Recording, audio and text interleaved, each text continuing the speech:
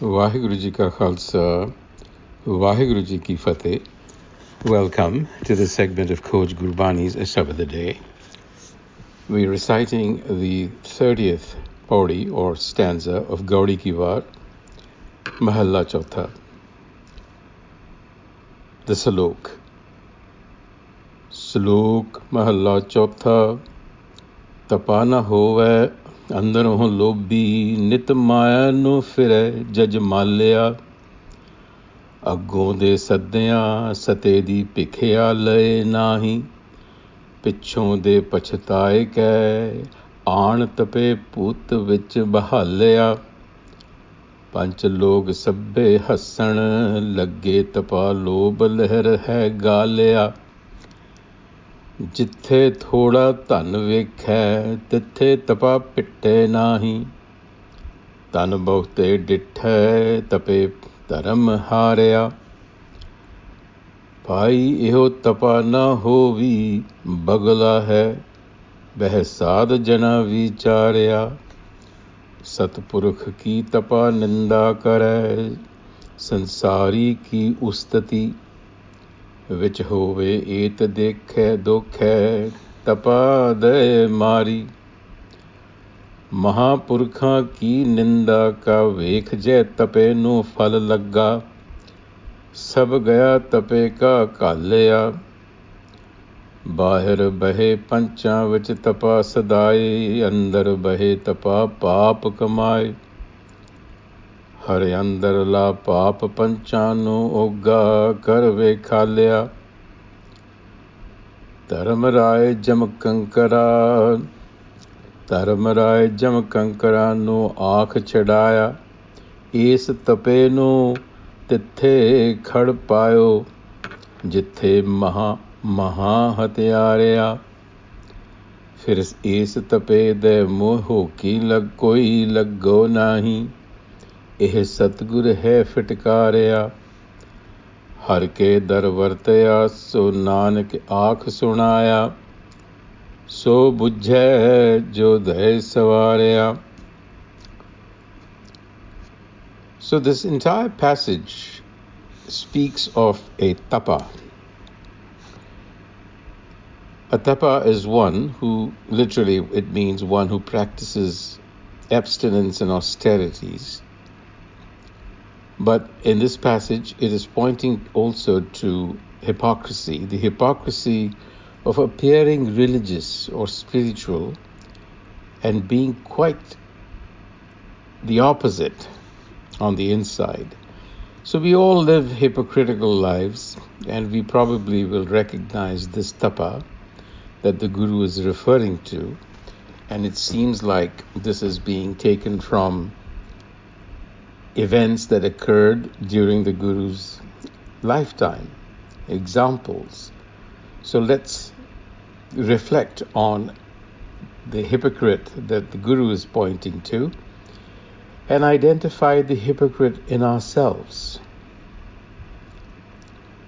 So the Guru is saying that a person who remains greedy at heart, andron lobhi, and a person who is in constant pursuit of wealth, nit maya no fire, is really like a leper, Jajmalya. Because lepers were believed at the time to be inflicted with a chronic disease. Now, of course, we call it Hansen's disease and we think it's curable, but not during the times of Guru Ram Das. And lepers were shunned because the disease was considered infectious.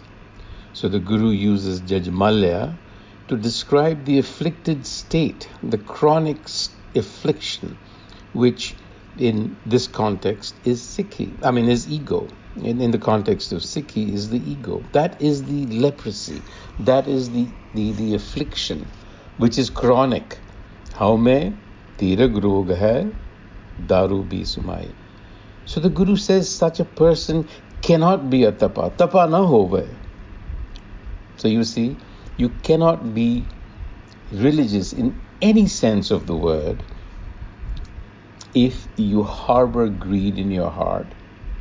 If you're on the rat race, only in the rat race, But more than that, if your actions stem from the ego, if your perspective is that of ego consciousness, you cannot be a tapa. These two are opposites. And then the Guru describes the cycle, the life cycle of such a person. Initially, he says, such persons refuse to accept the charity of Guru wisdom which is offered. a-sabad-a-day. He's invited in. Satedi Pikya, the charity of truth, Guru wisdom, lay nahi, does not accept. So what is being said to us is that we refuse to listen to the innate wisdom within us because we lack faith, because we are too outward looking, we are enamored and mesmerized by the world around us. And so we are off chasing our material pursuits or working at the behest of the ego. But eventually, a repentance sets in. Pichode pashataye. And then, of course, we look to the Sangat. And then not only do we do that, but we actually appear in the Sangat with our offspring. An tape put vich bahalya. And I would suggest that the offspring being referred to is the offspring of the ego, which are our vices, our shortcomings, our passions, kam, krodh, lobh, moh, ahankar. We develop those, and that is the offspring that we actually give rise to, and that is what we take with us to the Sangat when it is too late sometimes. And then what happens is they invite censure from Panchalog Sab Hasana Lagge, the wise ones, because it is so evident to them that this hypocrite, this tapa, has actually allowed greed to destroy its innards. So greed of a tapa also takes other forms. When they're in a position of authority as religious leaders, they will refuse offerings from the faithful if the amount is less. But they will pretend to be indifferent to wealth as a matter of dharma. You see, this is hypocrisy. Their value system, they pretend to have a value system that doesn't really accept offerings. Jithe thoda tan vikha, tathe tapa pitte nahi. But the same value system evaporates the instant that they see a big offering. Tan bote dithe tape taram harya. It goes out the window, the taram. So the Guru is saying, Pai et tapa na hove. They are not tapas. The Guru Enlightener sees through their pretense and tells us that their meditation is a show, like a crane pretending to be asleep while awaiting for its catch. Bagle hain, a-sabad-a-jana vicharya. So hypocrites like these, the Guru says, are accursed. Et dokhi, et dokhe tapate marya. Because not only are they hypocrites, but they're also slanderers. Satpurukha ka tapa ninda kare. While they praise the worldly who offer them money. Kare sansariyan ki ustati. So the problem is that then they reap the benefits of what they have sown. The fruit of their labors is lost, in other words. Sab gaya tape ka kalya. So a tapa is one who practices religion, or at least makes a show of practicing religion, could be a religious leader. By their outward appearance, they wish to pass off as religious, bahar bahe pancha vich tapas-a-day, but in their hearts they are full of vice. Andar bahe tapa pap kamaye. But the evolved individual, the Guru, can see clearly through their hypocrisy. Har andarla paap panchanu ugga kar vikhalya. Ugga karke. It's obvious. It's clear to them. And it is an unhappy end that hypocrites like these tapas meet. Because the messengers of death are ordered. Dharamraya jamakankarano a-sabad-a-day. He calls him and tells him. What does he do? He says, throw these guys into the lowest regions of hell, where the worst murderers are punished. Es tapeno tithe kar paye jithe mahan hatyare. So this is a way of saying that you end up in a state of mind that is hellish, that's worse than hell, through this hypocrisy. And in the next salok, the Guru contrasts them with the Bhagat. While the slandering hypocrites are called to account for their action, Nindaga pason har lekha mangasi, and they are punished, bahode sajai, in accordance with the immutable law of hukum. We pay a price. Jeha nindak apni ji kamavde teho phal paye. So be very clear about that.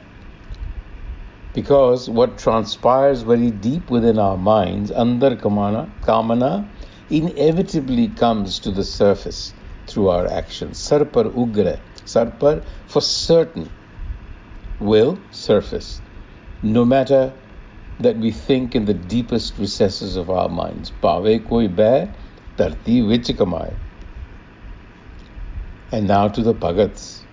The Bhagat worships at the altar of the Har, the self. Har Bhagtan Har Aradhana. And praise its qualities. Har ki vadiyai. Because you see, in praise, you arouse within yourselves a certain feeling for the quality that is being articulated.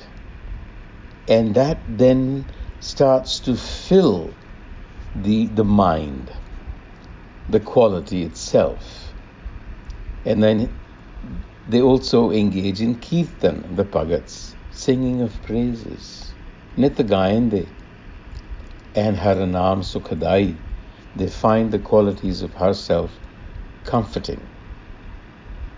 And this is a gift of self-knowledge. Har Bhagtan no nit name de vadiyai, which actually does not diminish. Nit chade savai. So the Bhagats are those people who are centered around the self.